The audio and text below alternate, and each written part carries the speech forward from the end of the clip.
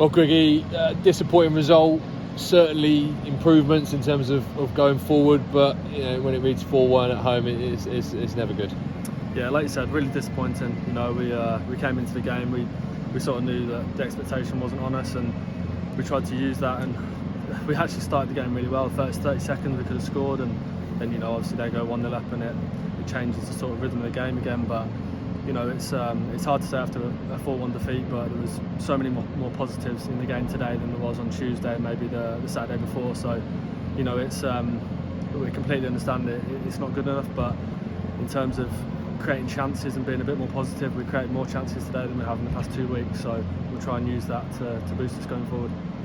Look, the context is this is a very good Plymouth team that are unbeaten now in 12 and have won 5 or 6 games in a row, top of the table for a reason. And as you said, improvements in the way we started, and what you can't do in them type of games is give them goals and give them opportunities to score, because the form they're in, they're going to take them, and they did. Unfortunately, yeah, like you said, they're a very good side. You can see that with the confidence, and I think on the pitch today you had one team full of confidence and one lacking for obvious reasons. But yeah, in terms of effort and everything, you can't knock it. The boys are giving it everything, but yeah, it was.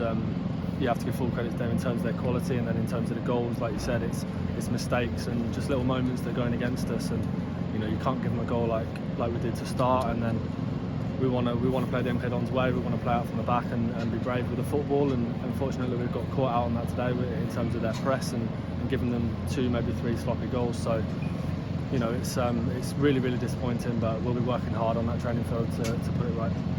And when you're in the position we're in, you have to search for positives, and we've talked about the chances created, but the response to the setbacks, the heads drop initially, but certainly the way we started the second half showed that this team's willing to fight and willing to give it a go, and yourself getting on the score sheet. And again, in that moment, it just seemed we were starting to turn the tide, and as has been the case the last few weeks, goals just come at the absolute wrong time. That's exactly it. Like I said, it's moments in games. We get back 3-1, and you can see we're on the front foot. We're creating chances. We're putting them under a bit of pressure, and then obviously another little mistake gives them that goal, and sort of kills the game off. But in terms of effort and character, the boys are giving it absolutely everything. We've got some young boys on the pitch that it's probably their first season in men's football, and it's tough. And the harsh reality is we're in a scrap, and the boys are giving it everything. There's some big characters in that dressing room that have got to try and rally the boys together, and the gaffer as well has been brilliant. So it's tough at the moment, but we need everyone to stick together. That's fans included. We need everyone on the same page, and we will give it absolutely everything to turn this around. It's my last point really. Everyone's frustrated, everyone's disappointed.